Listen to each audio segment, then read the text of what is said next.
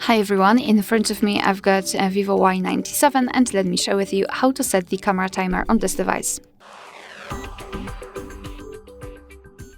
So let's start with opening the camera app. And now we are in the standard photo mode, so we can take a look at this option bar and let's tap on the settings icon in the right upper corner. The second bar is connected with the timer, and here we've got three different options, so off, 3 and 10 seconds delay. So let me choose 10 seconds delay. As you can see, we've got it highlighted and notified right here, which means that we can always check whether we've got the timer set or not. We do not have to enter the settings to find out.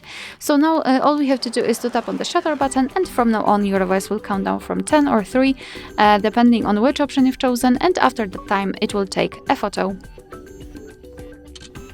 Of course, we can also turn off the timer, just enter the settings again and tap on off, and from now on your device will take photos right after touching the shutter button.